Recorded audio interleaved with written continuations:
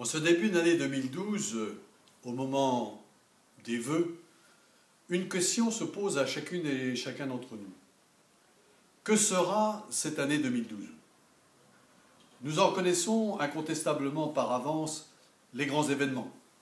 Sur le plan sportif, ce sera le championnat de France, le championnat d'Europe des nations qui se tiendra en Pologne et en Ukraine, les Jeux olympiques de Londres en juillet, dans le domaine écologique et de l'environnement, le sommet de Rio au mois de juin. Mais il y a aussi des tas d'impondérables, de nombreuses incertitudes, des inquiétudes que vous exprimez en ces temps de crise depuis 3 années désormais. Et quels sont aujourd'hui des motifs de satisfaction, des motifs d'espérance que nous pourrions avoir en ce début d'année?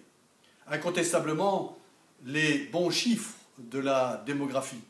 65 millions de Français nous sommes aujourd'hui, plus 350 000 habitants chaque année, le plus fort taux de natalité des pays d'Europe. Cela, incontestablement, nous encourage, mais cela aussi nous engage dans nos responsabilités.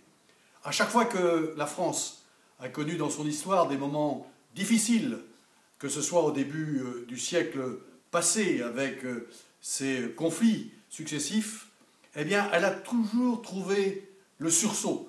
La population a toujours eu cette capacité de solidarité, là aussi de construire un avenir meilleur pour les générations d'alors et les générations futures. Je suis convaincu, pour ma part, que, acteur de cette mobilisation, convaincu de cette capacité que nous avons à trouver collectivement des solutions malgré nos différences qui font partie de notre diversité, de notre vie démocratique, eh bien, nous pouvons imaginer, innover, construire un modèle de développement économique nouveau qui préserve notre environnement, qui crée les emplois et les métiers du futur et qui permettent à notre jeunesse de trouver là espoir dans un avenir plus serein, dans une capacité à trouver sa place au sein de notre communauté, un emploi, une famille, un logement, mais aussi de participer à cette cohésion sociale et à ce vivre ensemble. Alors oui, des vœux optimistes, des vœux réalistes, mais aussi des vœux de conviction, de mobilisation et d'action pour cette année 2012.